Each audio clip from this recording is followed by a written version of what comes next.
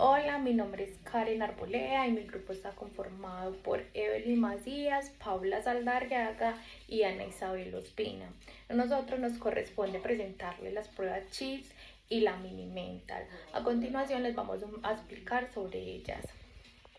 Comenzaremos con el Mini Mental State Examination de Goldstein, que es una prueba que evalúa la función cognitiva en la orientación temporoespacial, la memoria, la atención, el cálculo, la evocación o el recuerdo, el lenguaje y la capacidad de trazar dos polígonos cruzados. Esta evaluación también no solo evalúa esto, sino que también regula el estado cognitivo de la persona como tal y también ayuda a detectar una posible demencia. Sus creadores son Goldstein y Wundt. Esta prueba se debe aplicar en adultos o en ancianos que tengan, como una sospecha de este deterioro cognitivo.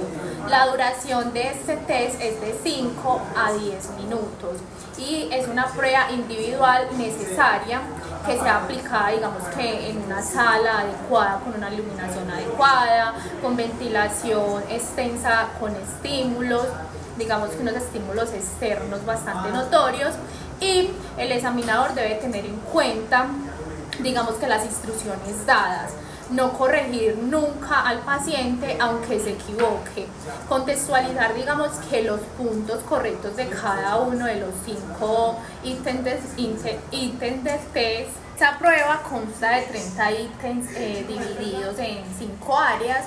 Se necesita un manual de aplicación, una hoja, un lápiz y láminas.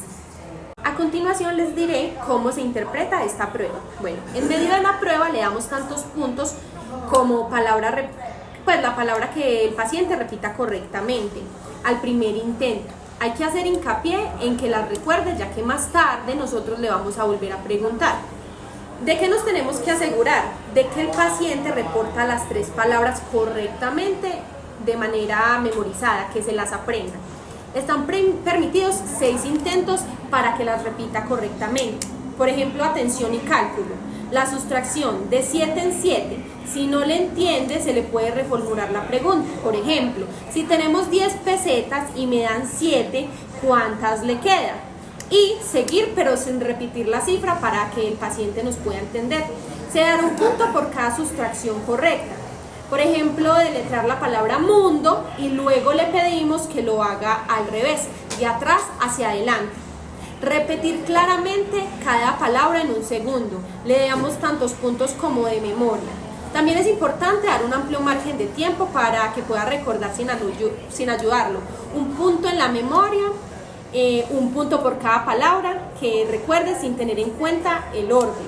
Bueno, para evaluar el lenguaje y la construcción se le mostrará, por ejemplo, 2 objetos, un lápiz y un reloj. Se le pedirá al entrevistado que nombre el objeto mostrado. Si yo muestro lápiz, entonces él tendrá que decir lápiz. Lo mismo que con el reloj. Se le pide que repita la frase 3 perros en un trigal. Órdenes verbales. Si el paciente coge el papel con la mano izquierda, se valorará como error. Si lo dobla más de 2 veces, es otro error. Entonces hay que estar muy pendiente en todo momento.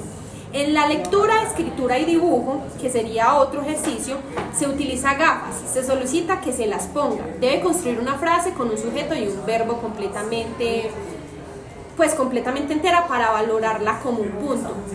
Se le va a mostrar en una lámina para que el evaluado lo lee y lo realice con atención.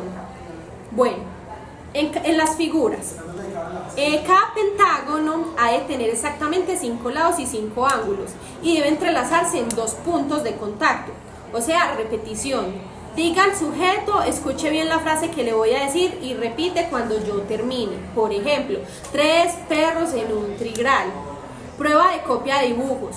Ese es el otro ítem. Muestre al sujeto el dibujo, por ejemplo, de 2 figuras sobrepuestas para que él copie el dibujo en otra ficha.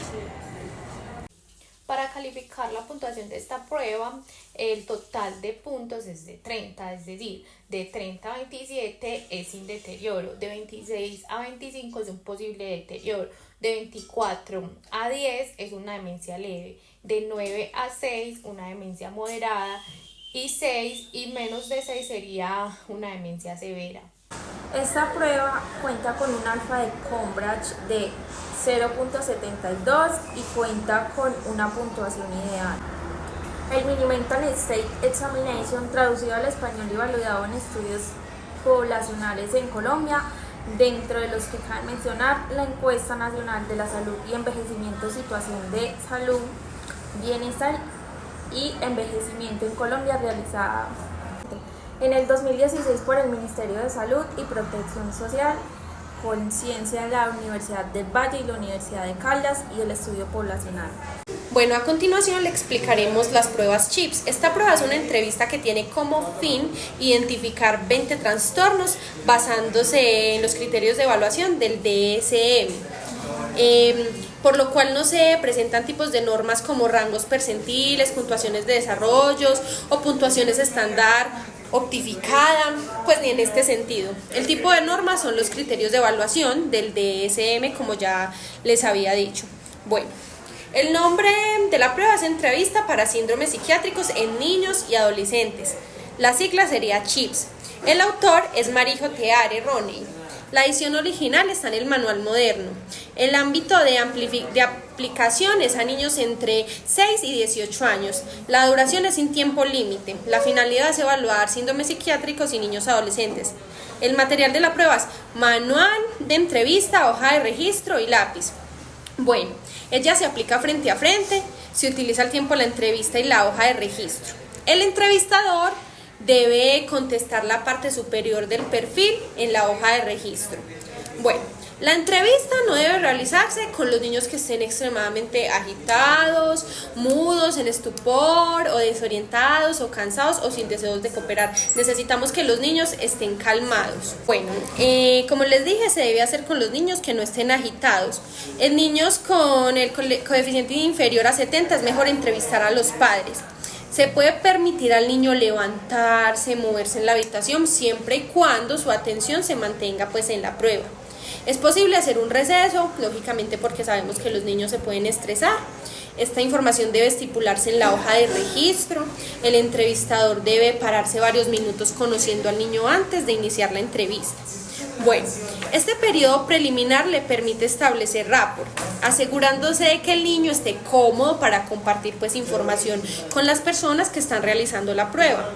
Podrá determinar si el niño tiene suficiente capacidad cognoscitiva y emocional como para realizar esta entrevista, ¿cierto? Es importante destacar que esta entrevista detecta la presencia más o menos de 20 trastornos psiquiátricos, que entre ellos está el trastorno por déficit de atención, con hiperactividad, negativista desafiante, trastorno disocial, abuso de sustancias, entre otro tipo de trastornos.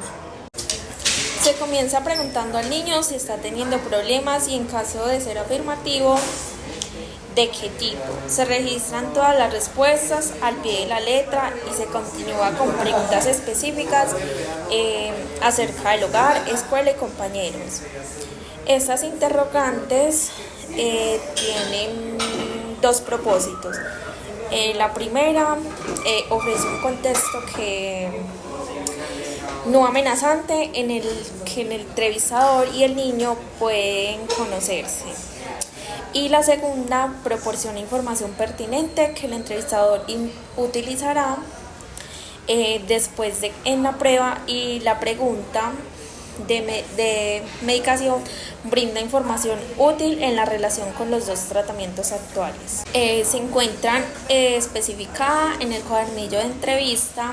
Las respuestas se registran y se califican en la hoja de registro mientras la entrevista está en proceso. Para finalizar, los síndromes están ordenados en la hoja de registro en el mismo orden que aparecen en la entrevista. Las letras en cuadro se refiere, digamos, que a las subpartes alfabéticas de la pregunta, es decir, una respuesta negativa debe, digamos, que indicarse encerrando en el cuadro en un círculo. Un cuadro vacío significa que no se le hizo la pregunta. Digamos que ha sido como construida de manera tal que las respuestas afirmativas indiquen como la presencia de síntomas o patologías.